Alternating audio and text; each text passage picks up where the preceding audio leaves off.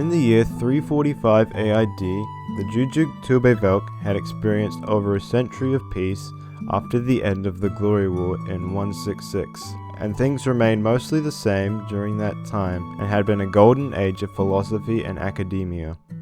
In 345, Sellian settlers south of the Punk Mountains had discovered a new group of people in the highlands. They are known to us today as the Broknian tribes, and they had migrated here from the northern Yamatian continent and had settled there after a long journey. For the next few decades, relations with the new group of people remained peaceful, but in 384 this changed. Due to the growth of the Broknian population, they had continued to expand, which put them into conflict with the Jujuk Tubevelk since they hardly knew each other's languages, which resulted in miscommunications, and over the next few years, more and more skirmishes took place, raising the tension between these groups of people.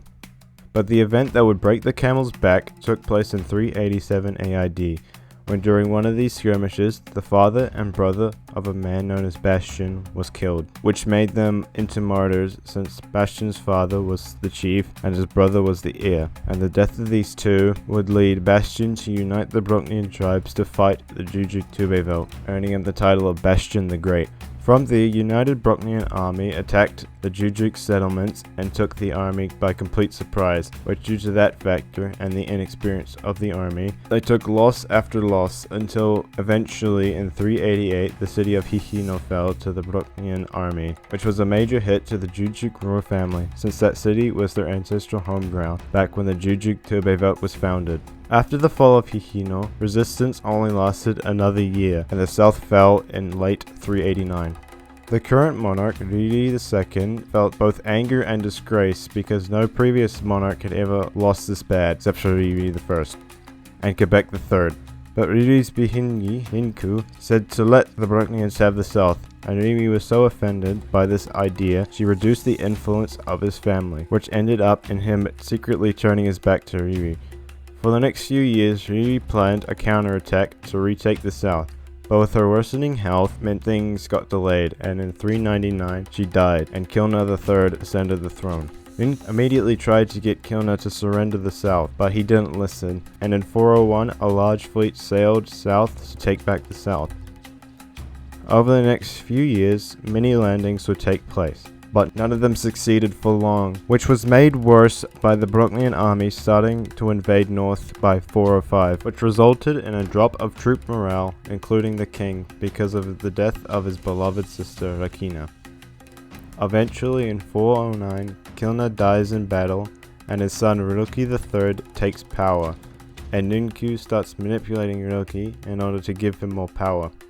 The next year, Rilki is on campaign when Ninku takes advantage and stages a coup in Inkanunkuncha and attempts to take over the city, but due to only having 1,000 troops, he is only able to take the royal palace after some attrition and captures the royal family.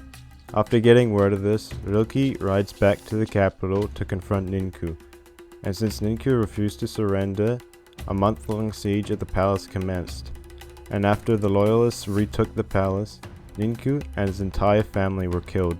But while this was happening, the Broknian forces were pushing back. By 413, they reached the Benhi River and started by sieging the city of Kinun, resulting in a bloody 6-month-long siege that ended with the city falling and being burned, sacked, and looted, leaving the city in ruins and leaving it abandoned for centuries.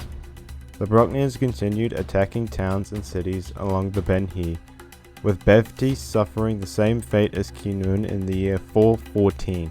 The situation was made worse with the Broknians approaching the capital, which they reached by the beginning of the year 415.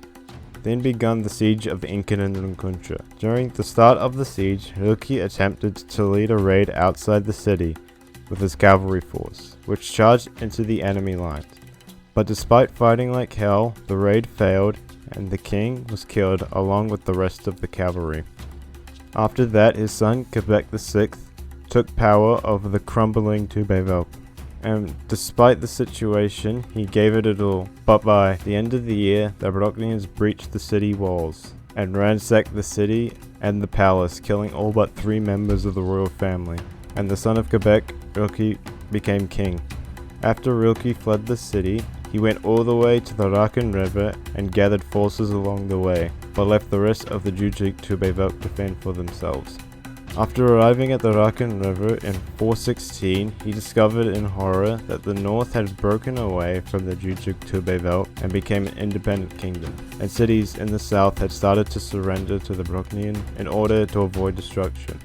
With this news, Rilke came up with a plan to build a series of forts along the Rakan River in order to try to hold out, and over the year, thousands of soldiers and civilians constructed what is known as Rilke's Wall, with Wiener at its center, and by 417, it was mostly ready for the Broknian assault that year.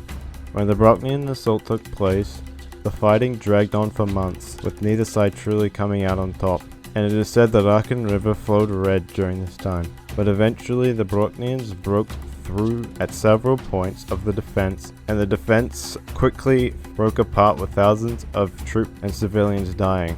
Finally, the only holdout of the Jujuk Tubevelk, Wiener, fell, being sacked, which killed the last of the Jujuk royal family, and bringing an end not only to the Jujuk Tubevelk, but also over a 1,000-year-long Tubevelk period, and brought an end to the Classical Age.